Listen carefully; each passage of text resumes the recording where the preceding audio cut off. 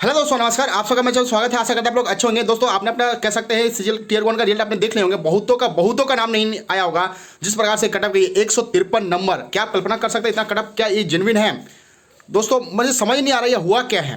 ठीक है, जैसे कह सकते हैं कि जो अब तक सीजीएल टीयर 1 का जो मतलब एक्सपेक्टेड कटअप का जो प्रेडिक्शन दिए थे सबसे हाई दिए थे, और शुभम जैन सर जो आरबी रेवोल्यूशन का जो है टीचर, वो दिए थे। ठीक है, 143 के आसपास ईआर का कटअप दिए थे। ठीक है, बाकी कह सकते हैं गगन प्रताप सर ने तो 135 140 बता दिया था, और अभिनय सर ने तो 120 130 बता दिया था। और बाहर की 11 तो बताने वाले बहुत ज़्यादा। ठीक है, तो मेरा भी मानना था कि 140 प्लस तो जाएगा ही जाएगा, कोई रोक नहीं सकता। कंपटीशन बढ़ रही है, मानते हैं कंपटीशन बढ़ रही है, लेकिन ये भैया जेन्युइन हमको मतलब क्या कह सकते हैं दोस्तों? क्या आपको क्या लग रहा है कि ये नेचुरल कटअप है?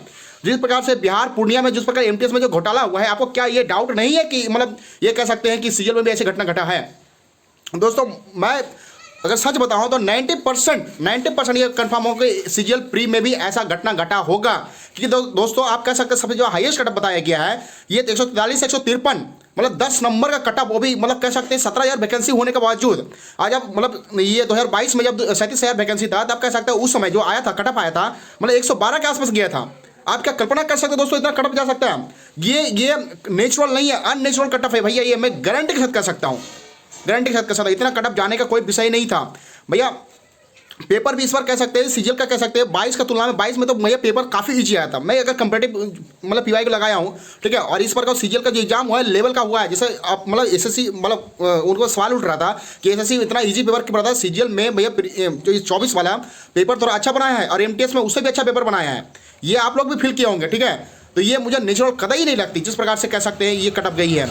बाकी कह सकते हैं क्या ही कह सकते हैं। तो एसएससी का 2024 में जिस प्रकार रेपुटेशन रहा है पूर्णिया को मतलब स्कैम को लेकर, ठीक है, मुझे इस पर बहुत सारा डाउट, बहुत ही मतलब एक्सेप्शनली डाउट है इस पर कह सकते हैं। और बात कर सकते हैं कम से कम एसएससी को ये डाउट क्लियर करने के लिए, मतलब ऑनेस्ट मतलब फेस दिखाने के लिए, कम से कम स्टेट वाइज जो एवरेज जो कटअप गया है उसको कम से कम 2-3 साल का जो प्रीवियस है उसका क्या एवरेज कटअप गया था, मतलब कितना डिफरेंस गया था, इस साल कितना डिफरेंस गया है, कम से कम ये देना चाहिए जनरेट। आपका क्या इस पर राय है? कह सकते हैं आपको क्या नेचुरल लगती है कटअप?